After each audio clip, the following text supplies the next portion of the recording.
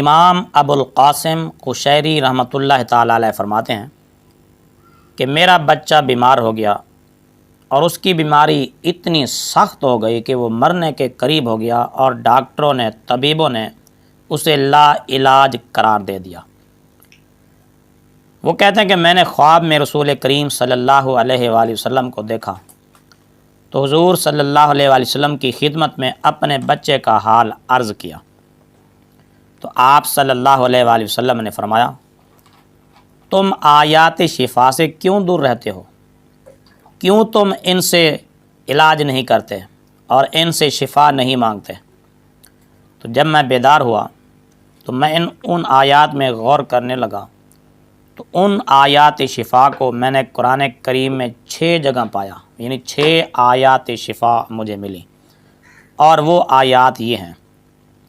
وَيَشْفِ صُدُورَ قَوْمٍ مُؤْمِنِينَ سورہ توبہ آیت نمبر 14 پارہ نمبر 10، اور دوسری آیت شفا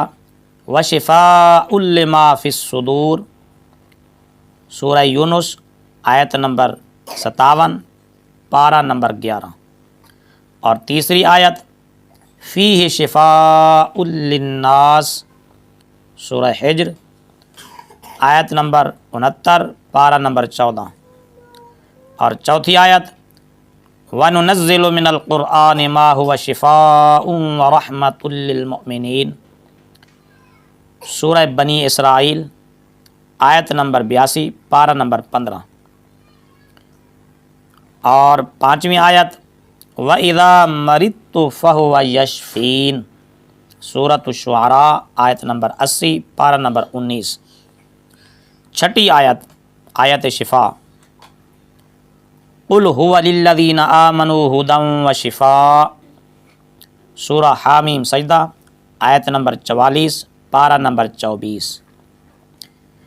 امام ابو القاسم قشیری فرماتے ہیں میں نے ان آیات کو لکھا اور پانی میں گھول کر بچے کو پلا دیا تو وہ بچہ اسی وقت شفا یاب ہو گیا، گویا کہ اس کے پاؤں سے گرہ کھول دی گئی اور ایسے لگا جیسے کہ وہ بیمار ہوا ہی نہیں تھا۔ ان آیات کو امام زرقشی نے، امام قسطلانی نے، اور شاہ ولی اللہ محدث دہلوی نے اور شاہ عبدالحق محدث دہلوی نے بھی ذکر کیا ہے اور ان کو لکھا ہے۔ امام تاج الدین سبکی رحمۃ اللہ تعالیٰ علیہ فرماتے ہیں وَرَأَيْتُ كَثِيرًا مِّنَ الْمَشَائِخِ يَكْتُبُونَ هَذِهِ الْآيَاتِ لِلْمَرِيضِ وَيَسْقَاهَا فِي الْإِنَاءِ طَلَبًا لِلْعَافِيَّةِ میں نے بہت سارے مشائخ کو، بزرگوں کو دیکھا وہ ان آیات کو لکھ کر اور برتن میں ڈال کر دھو کر وہ مریضوں کو بامید شفا پلاتے تھے۔ تو یہ اللہ کا کلام ہے، قرآنی آیات ہیں، ان میں شفا ہے۔ آپ اپنے مریضوں کا علاج قرآن سے کریں، قرآن کو پڑھیں بھی صحیح اور اس پر عمل بھی کریں اور اس سے علاج بھی کریں، انشاءاللہ اللہ تعالیٰ ضرور شفا عطا فرمائے گا۔